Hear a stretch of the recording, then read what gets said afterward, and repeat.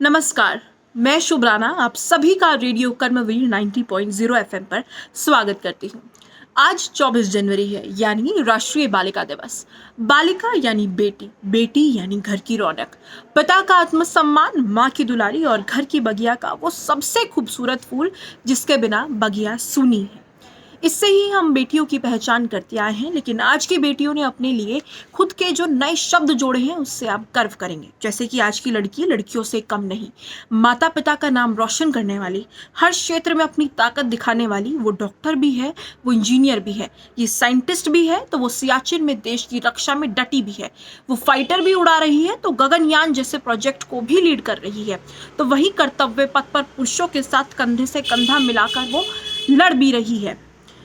अब मैं आपको बालिका दिवस के बारे में बता रही हूँ, तो इसके इतिहास के बारे में अवगत कराना आपको ज़रूरी है। 2008 में इसकी शुरुआत महिला एवं बाल विकास मंत्रालय ने की थी।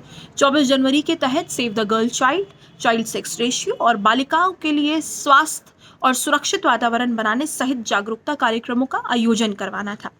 भारत सरकार की बेटी बचाओ बेटी पढ़ाओ मुहिम भी इसी का एक हिस्सा है और मुझे गर्व है कि इस आधुनिक भारत में हम बेटियों को लेकर बेहद सजग हो रहे हैं, फिर चाहे बात कल्पना चावला की हो या मैरी कॉम की। क्योंकि दिन बेहद खास है तो आज के दिन रेडियो कर्मवीर की आप सभी से एक ही पहल है। आज आप सभी अपनी बेटियों को एक प्यार भरी थपकी दें, उन्हें शाबाशी दें और उन्हें बताएं कि आपका उनके जीवन में कितना महत्व है, उनके कितने मायने हैं। आज हम इस शो में हम उन माता पिताओं का इंटरव्यू करेंगे जिन्हें ईश्वर के जरिए बेटी का एक वरदान मिला है। तो शुरुआत मैं खुद से ही चाहूँगी और चलिए आगे देखते हैं। आज का ये इंटरव्यू बेहद खास है क्योंकि आज जिनका मैं इंटरव्यू लेने जा रही हूँ वो मेरी माँ है। माँ अपने आप में ही एक बहुत बड़ा शब्द है जिसको 26 अक्षरों की वर्णमाला नहीं बता सकती। नमस्कार, आपका स्वागत है रेडियो कर्मवीर पर। आप अपना नाम बताइए। मैं सुनीता राणा। आज आपके साथ देखते हैं, कुछ लम्हे बिताते हैं, कैसा रहता है टाइम। देखिए, जीवन भर का ये सफ़र है, लेकिन सवाल जवाब शुरू करते हैं। आज राष्ट्रीय बालिका दिवस है और आज के मौके पर मैं आपसे पूछना चाहूँगी कि आपके जीवन में एक बेटी का यानी मेरा क्या महत्व है। सबसे पहले मैं उस पहले दिन पे जाऊंगी जब पहली बार तुझे गोद में लिया था। शायद ऐसा अनुभव ज़िंदगी में ना पहले हुआ था ना आगे हुआ है। और रही बात महत्व की, तो बेटी के बिना तो घर ही पूरा नहीं है और मुझे संपूर्णता जो दिलवाया था वो मेरी बेटी शुभ ने ही दिलाया था। देखिए, ये सुन के तो मैं खुद गदगद हो गई हूँ, लेकिन दूसरे सवाल पे बढ़ते हैं। बहुत बहुत शुक्रिया। लेकिन आज भी इस समाज में एक तबका है जो आज भी बेटी को पैदा नहीं होने देता। सरकार की तमाम ऐसी स्कीम्स हैं, बेटी बचाओ बेटी पढ़ाओ, उसके बाद भी हम देखते हैं कि कई ऐसे गांव हैं जहां आज भी बेटियों के पैदा होने पर काफ़ी बंदिशें हैं। उन पे आप क्या कहेंगी?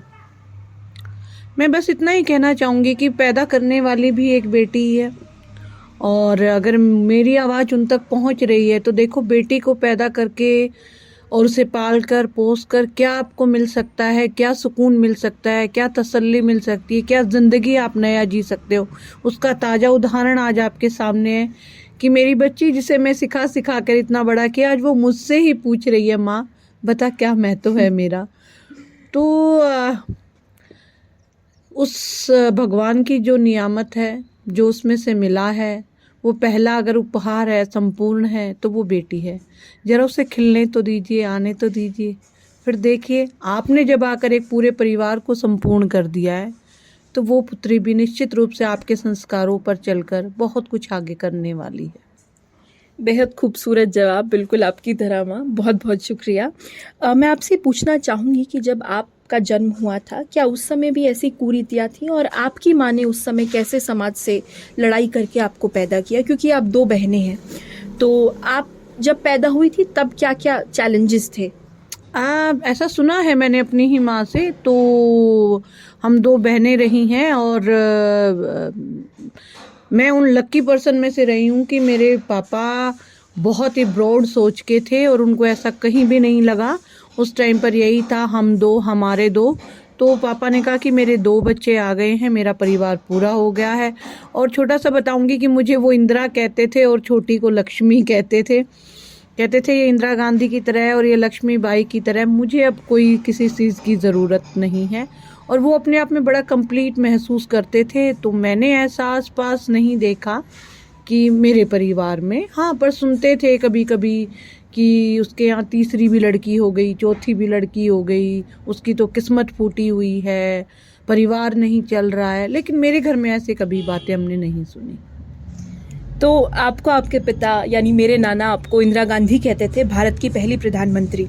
तो आप मुझ में क्या देखती हैं? मैं आज बहुत सारी डाइवर्सिटीज़ देख रही हूँ। कहाँ से चले, क्या सोचा था, क्या बनेगी क्या नहीं, सब चीज़ों से ऊपर उठते हुए, सब चीज़ों को और अच्छा करते हुए, अपनी मनपसंद चीज़ में जब आप आगे जा रहे हो और हमें प्राउड फील करा रहे हो, मुझे आज कोई पछतावा नहीं है, कोई मुझे गिला नहीं है कि मैंने आपको इस फील्ड में भेजा है। You make me proud. Thank you बेटा। तो इस इंटरव्यू के बारे में मैं जितनी तारीफ़ करूँ उतनी कम है, क्योंकि ये बेहद ख़ास है, बेहद अपनेपन से भरा है, बेहद स्नेह से भरा है। और मैं आपसे आखिरी सवाल पूछना चाहूँगी। आप दिल्ली सरकार के साथ काम करती हैं, आप टीचर हैं, बेहद उम्दा काम करती हैं, अभी आपने सिंगापुर का दौरा भी किया। ऐसी क्या कमी आप भारत देश में देखती हैं कि आज भी ये जो समाज की ये सोच है ये ख़त्म नहीं हो पाई है, हालांकि कितनी सरकारी स्कीम चल रही हैं? इन सब के पीछे मैं सबसे इम्पॉर्टेंट रीज़न वही मानती हूँ, दो चीज़ें, यानी कि हमारा सामाजिक ताना बाना। और सामाजिक ताना बाना जो है वो एजुकेशन से ही बहुत अच्छा हो सकता है। अगर मेरे पिता या माता की उस समय पर 81 में ये सोच थी कि नहीं, हमें जो बच्चा हुआ और बच्ची हुई है तो हम बहुत लकीएस्ट पर्सन है, वो उनकी एजुकेशन की वजह से था, क्योंकि वो, मेरी मदर भी टीचर थी और मेरे पापा भी गस्टेड ऑफिसर थे। और आज के समय में भी जहाँ अमूमन एजुकेशन है, जहाँ पर समझ है, जहाँ संस्कार है, जहाँ लड़कियों को बढ़ावा दिया जाता है, जहाँ उनकी वैल्यू है, जहाँ पर परिवार ये समझता है, तो वहाँ पर एजुकेशन सबसे इम्पॉर्टेंट एक अहम रोल है। जो ये कुछ कृतियाँ चल रही हैं, अगर इनको सच में ओवरकम करना है तो एक माँ की सोच बदलनी होगी, एक बेटे की सोच बदलनी होगी। और जब वो सोच में परिवर्तन आएगा तो कर्म में परिवर्तन आएगा, और जब कर्म में परिवर्तन आएगा तो परिणाम आपके सामने होगा। यानी शिक्षा ही समाधान है। तो आज हमारे शो के साथ जुड़ने के लिए आपका बहुत बहुत शुक्रिया मैम। और मुझे उम्मीद है कि जो हमें सुन रहे हैं, हमें देख पा रहे हैं, वो ज़रूर इस बात से कुछ सीखे समझेंगे। शुक्रिया।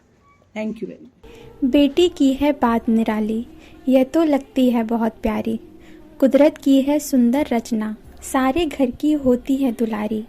बेटियां होती हैं बहुत प्यारी, बेटी है बेशकीमती हीरा, चमका दे घर आंगन सारा। जिस घर में बेटी रूपी धन मिल जाए, वहाँ कोई कमी नज़र ना आए, क्योंकि बेटी की है बात निराली। नमस्कार, मैं हूँ आपके साथ प्रियंका। सबसे पहले आप सभी को बालिका दिवस की हार्दिक हार्दिक शुभकामनाएं। बेटी हो या बेटा, सभी एक समान होते हैं। 24 जनवरी को हर साल बालिका दिवस मनाया जाता है, जिसका उद्देश्य बालिकाओं के प्रति लोगों को जागरूक करना और संवेदनाएं व्यक्त करना होता है। आखिर बालिका दिवस मनाने की ज़रूरत क्यों पड़ी? तो आज के समाज में ऐसे बहुत से लोग हैं जो बालिकाओं को कमज़ोर समझते हैं। इन्हीं दूषित मानसिकताओं के लोगों को कन्याओं की ताकत व अहमियत को जगाने के लिए राष्ट्रीय कन्या दिवस को मनाने की ज़रूरत पड़ी। आखिर 24 जनवरी को ही क्यों मनाया जाता है बालिका दिवस? क्योंकि 24 जनवरी को इसी दिन इंदिरा गांधी ने वर्ष 1966 में भारत की प्रथम महिला प्रधानमंत्री के रूप में शपथ ली थी। राष्ट्रीय बालिका दिवस को नारी सशक्तिकरण के रूप में भी याद किया जाता है। आज का ये दिन मेरे लिए बहुत खास है, क्योंकि आज मैं अपनी माँ का इंटरव्यू लेने वाली हूँ। तो आज हम अपनी माँ से बात करने जा रहे हैं और आपको बताएंगे कि उनके जीवन में कितनी समस्याएं थी, कितने संघर्ष थे और उनका जीवन कैसा व्यतीत हुआ। तो माँ, आप अपने बचपन के बारे में बताइए कि आपका बचपन कैसे व्यतीत हुआ, आपको किन समस्याओं का सामना करना पड़ा और उस समय पे शिक्षा की क्या स्थिति थी? क्या आप लोगों को पढ़ाया जाता था? नहीं पढ़ाया जाता था, लड़कियों को तो पढ़ाया ही नहीं जाता था। जैसे कि हम लोग 5 भाई बहन थे और बहुत गरीब परिवार से थी, तो पढ़ने लिखने का अवसर तो मिला ही नहीं। क्योंकि अकेले हमारे पापा कमाने वाले थे और हम 5 लोग थे भाई बहन। सबका देखना, सबका पेट भरना ही उस समय पे बहुत मुश्किल होता था। और 12-13 साल हुए नहीं कि लड़की बड़ी हुई, घर में कुछ हो या ना हो शादी करो इसकी। तो आपकी शादी कब हो गई थी? हमारी शादी 13 साल में हुई थी। मेरे पति मुझसे 28 साल बड़े थी। मैं ससुराल गई तो वहाँ पे मतलब बहुत कठिनाइयों का सामना करना पड़ा।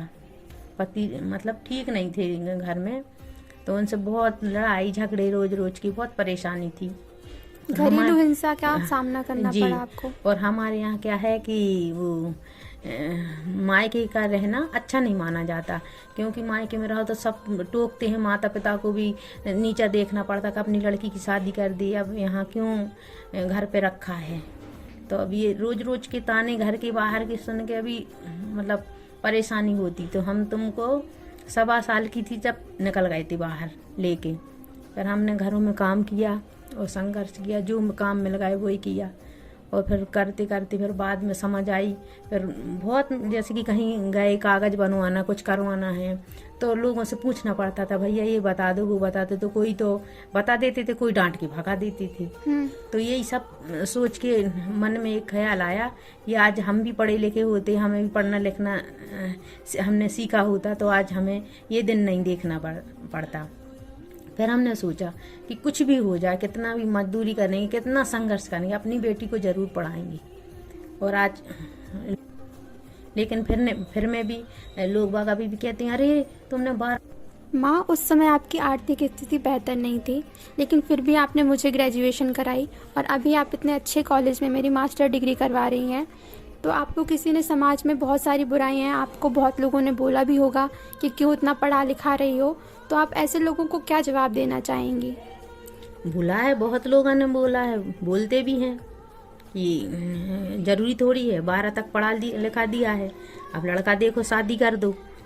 लेकिन जो दिन हमने देखा है वो थोड़ी ना अपनी बेटी को देखने देंगे, पढ़ाएंगे। जितने हमें गुंजाइश, जितनी भी हम कर सकेंगे आगे बहुत पढ़ाएंगे। और हम तो यही सब लोगों को बोलते हैं कि अपनी बेटियों को बोझ मत समझिए। कितने जब हम इतनी परेशानी में, एक गरीब अकेली एक सिंगल महिला होकर अपनी बेटी के बारे में इतना सोच रहे हैं, तो आप तो वैसे ही सक्षम होंगे। तो अपनी बेटियों को खूब पढ़ाइए लिखाइए, ताकि वो अपना भी अच्छे बुरे की उनमें समझ रहे, आगे वो अपना भी भविष्य देखें और आगे चल के पढ़ लिख के देश की सेवा करें। माँ, इस बालिका दिवस पे आप लोगों को क्या संदेश देना चाहेंगी? यही संदेश देना चाहेंगे कि अपनी बेटियों को बोझ मत समझिए, उन्हें अपनी जिंदगी अच्छे से जी लेने दीजिए। अपना एक उदाहरण दे रहे हैं कि जो हमने देखा है, मुसीबतों का सामना किया है, वो उन्हें ना करना पड़े। आज बेटियां पढ़ लिख के बड़ी होंगी, पढ़ लिख के अपने पैरों पे खड़ी होंगी, तो उनको कम से कम ये नहीं कि अपना गुजर बसर खुद करेंगी, यहाँ तक कि वो अपना भी करेंगी और आगे चल के अपना जीवन दूसरों के काम भी आएंगी। ये नहीं कि बेटियों को अच्छे से पढ़ाइए लिखाइए, क्योंकि बेटियां भी लड़कों से कम नहीं होती हैं और लड़कों से ज़्यादा अच्छा ख्याल आजकल तो मैंने कई घरों में देखा है कि बेटियां सबसे ज़्यादा ख्याल रखती हैं। मुझे गर्व है मेरी माँ पर कि उन्होंने मुझे जन्म दिया और इतनी परेशानियों और संघर्ष के बाद भी मुझे पढ़ाया लिखाया। तो क्या आप अपनी बेटियों को ये मौका नहीं देंगे? घर आंगन महकाती, खुशियाँ ही फैलाती हैं, चंचल और नादान बेटियां माँ बाप का मान बेटी। बेटी है तो ही कल है, ना हो तो सुना हर पल है। घर की होती शान बेटियां, माँ बाप का मान बेटी। नमस्कार, मैं आकांक्षा तिवारी और आज का कार्यक्रम बेहद खास है। आज राष्ट्रीय बालिका दिवस पे हम अपने माता पिता से पूछेंगे कि उनके जीवन में उनकी बेटी कितनी महत्वपूर्ण है। जीवन में बेटी कितनी महत्वपूर्ण है? ऐसे तो हिंदू राष्ट्र में बेटियों का महत्व बहुत ही अच्छे से अच्छा रहा है और बेटियां एक लक्ष्मी के रूप में किसी परिवार में आती हैं तो एक लक्ष्मी के रूप में आती हैं। और मैंने अपनी बेटी को पढ़ा लिखा के यही बनाने की कोशिश किया है कि वो अच्छे से अच्छे बोर्ड पे जाएं और हमारा मान बढ़ाएं। और जो कि आजकल ऐसा होता है कि लोग पीसीएम करने के बाद लोग बच्चों को इंजीनियरिंग या और भी कुछ आगे लाइनों में कराना चाहते हैं, लेकिन मैंने बच्चे को 30वीं कराने के बाद मैंने अपनी बेटी को एक एडिटर के रूप में, एक अच्छे क्या नाम प्रवक्ता के रूप में ये देखने की मेरी कोशिश रही है। और मैं चाहता हूँ कि मेरी मन की इच्छा ये है कि मेरी बेटी आगे चल के मेरे चैनल वगैरह में या किसी चीज़ में मेरा नाम रोशन करे, जिसके द्वारा मेरा नाम लड़की अपनी बेटी के द्वारा मेरा नाम ऊपर जाए। धन्यवाद। आप अपनी बेटी को किस मुकाम पर देखना चाहते हैं? मैं अपनी बेटी को एक हाई प्रोफाइल एडिटर के रूप में देखना चाहता हूँ, जो कि किसी न्यूज़ चैनल में अच्छे से अच्छा अपना प्रोग्राम दे सके और मैं उसके प्रोग्राम को टीवी पे देख सकूँ। धन्यवाद। आप अपनी बेटी को किस रूप में देखना चाहती हैं? कल्पना चावला, मैरी कॉम या किरण बेदी? नहीं, मैं अपनी बेटी को किरण बेदी के रूप में देखना चाहती हूँ, जो कि बहुत ही साहसी और बेहद समझदार, जो भारत का मान बढ़ाई है, भारत का गौरव बढ़ाई है, कि जिनका नाम लेने में भारत के सभी लोग खुश होते हैं, गौरव महसूस करते हैं कि ये भारत की बेटी हैं। उस रूप में मैं अपनी बेटी को देखना चाहती हूँ, कि वो छवि मुझे अपनी बेटी में दिखे, कि मैं भी अपनी बेटी को कहीं देखूं, नाम ले लूं तो मुझे वही गौरव महसूस हो जो किरण बेदी के नाम लेने में लोग करते हैं। और मैं चाहूँगी कि मुझे विश्वास है कि मेरी बेटी आगे जाएगी। आप उन लोगों को क्या संदेश देना चाहती हैं जो आज भी बेटियों को हीन भावना से देखते हैं? नहीं, मैं उनको ये कि जिन घर में बेटी पैदा होती है वो माँ बाप बहुत ही खुश नसीब होते हैं, तो जो हीन भावना से देखते हैं उनको यही संदेश देना चाहूँगी कि सरकार ने जो ये मुहिम जारी की है, बेटी पढ़ाओ बेटी बचाओ, उस चीज़ को लेके वो आगे बढ़े और बेटी की कीमत समझे, बेटी को आगे ले जाओ। बेटी बेटों से कम नहीं है। को समाप्त करने से पहले कविता के साथ समाप्त करूंगी। बेटी को अधिकार दो, बेटे जैसा प्यार दो, बेटी बचाओ बेटी पढ़ाओ। मुझे गर्व है कि मेरे माता पिता ने मुझे जन्म दिया। क्या आप अपनी बेटी को ये कहने का मौका नहीं देंगे? धन्यवाद। आओ हम सब थामे हाथ, गाँव शहर के करेंगे बात, खेतों और खलियानों से जुड़कर करेंगे जनगण मन की बात। 90.0 FM रेडियो कर्मवीर सुन रहे हैं आप, रेडियो कर्मवीर जनगण मन की बात, रेडियो कर्मवीर हम हैं आपके साथ, रेडियो कर्मवीर जनगण मन की बात।